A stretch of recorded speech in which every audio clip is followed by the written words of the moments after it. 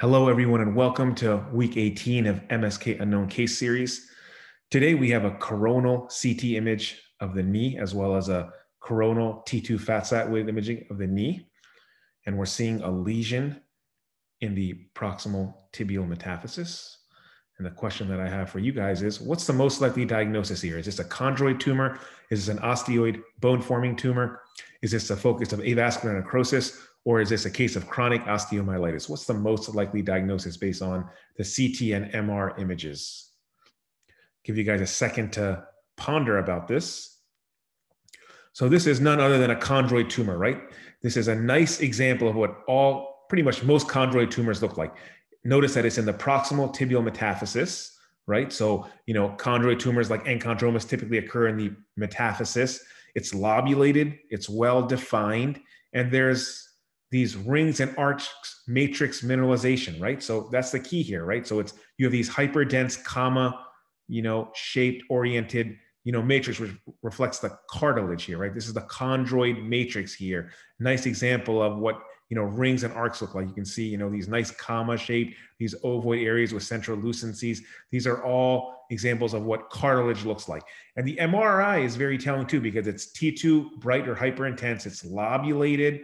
And a key feature of chondroid tumors that we don't see in many other bone tumors is the lack of bone marrow edema around the lesion, right? That's a really important clue that's not stressed enough in radiology education. The fact that we don't have marrow edema in the bone around this lesion is also very suggestive of a chondroid tumor, okay? So a nice example of a chondroid tumor. The second question I have for you is, which of the following does not predispose to malignant degeneration of an enchondroma to a chondrosarcoma? So this is actually the same case.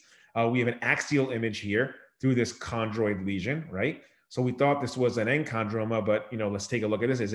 Is tumor pain the answer? Endosteal scalloping of greater than 2/3 the thickness of the cortex, soft tissue mass, or peripheral and septal enhancement? Which does not predispose to malignant degeneration from an enchondroma to a chondrosarcoma?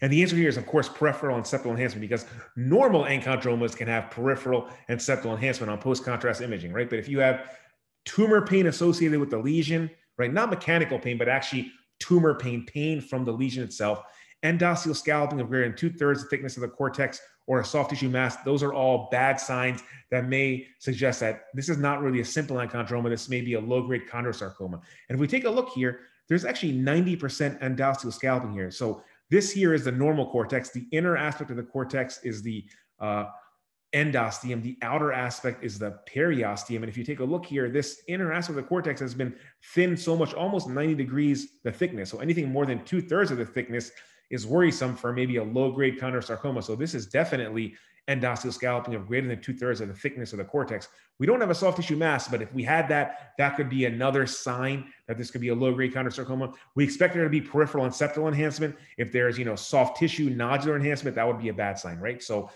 this is suggestive of potentially a low-grade chondrosarcoma, as this was when I biopsied this, right? This was an example of a low-grade chondrosarcoma. So a low-grade chondrosarcoma is a malignant hyaline cartilage tumor. You typically get the rings and arcs matrix mineralization. You can have primary chondrosarcoma, which happens from normal bone, just de novo, from a normal bone without an underlying lesion. Or you can have a secondary chondrosarcoma that occurs from a lesion that already exists there, such as an enchondroma in this case, or even an osteochondroma if you have one, right? So that's what a secondary chondrosarcoma is. For secondary chondrosarcomas, you typically have a higher rate of malignant degeneration in things like multiple hereditary exostoses, where you have multiple osteochondromas. Depending on who you read, the chance for malignant degeneration is from 2 to 3%, but depending on who you read in the article that you read, it could be lower or higher. Multiple enchondromatoses like Olier's disease and Maffucci syndrome, those can be up to 25% malignant degeneration depending on who you read. So that's important to keep in mind. The things that you want to look for malignant transformation is tumor pain, soft tissue mass, as we discussed it, endosteal scalloping of greater than 2/3 the thickness of the cortex. And something that I didn't talk about is uptake on a bone scan, on a Tech 99 MDP scan. If the uptake in the lesion is greater than the normal uptake or the background uptake along the anterior superior iliac spine, that can be another sign for malignant degeneration into a low-grade chondrosarcoma. Hope that was helpful. Thank you so much. Please share this, and I look forward to next week for another very high-yield MSK unknown case to help you prepare for the core exam. Thank you so much.